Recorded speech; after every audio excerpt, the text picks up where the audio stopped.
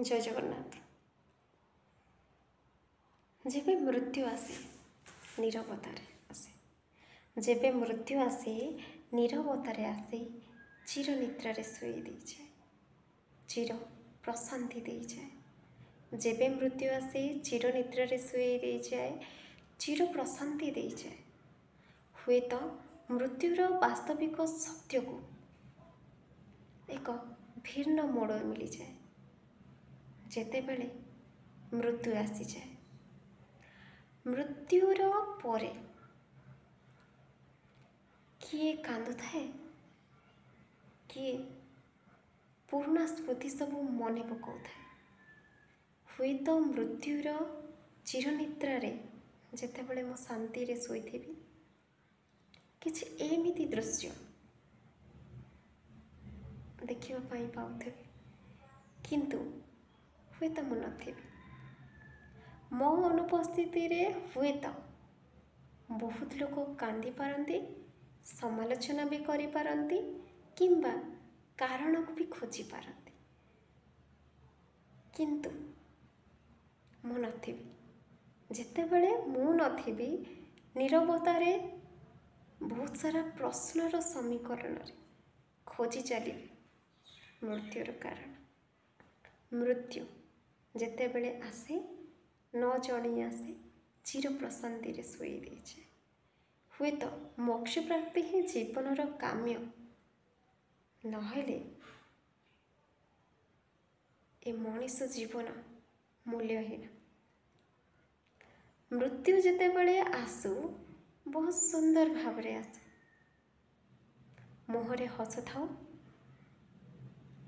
एवं साथी रे बहुत सारा स्नेह एवं भल पाइबा थाउ।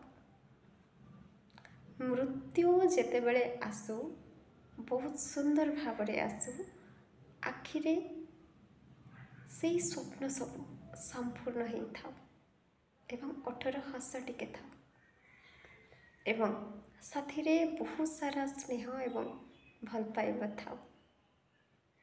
मृत्यु जेबे आसु, मृत्युर चिरनिद्रारे जेतेबेले मु शोइथिबी, हुए तो बहुत किछि श्रुति थिबो जहाँ लोकों को कष्ट देउथिबो।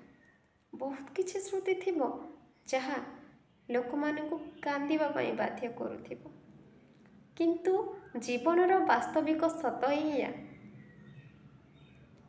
जीवनर वास्तविक सत एया हेउजे मो मृत्यु परे केही समालोचना न कर, एतिकी जीवनर काम्य है। मृत्यु जेबे भी आसु चिर प्रशांति दे जाऊ एवं मृत्यु परे अंगदान अन्य एक लोक को नुआ जीवन दान दे जाऊ, जी कि समाज रे पुणी थरे बंचिबार कारण साजी जाऊ। अंगदान माध्यम रे पुणी थरे आउ कहा शरीर रे नुआ जीवन मिलू।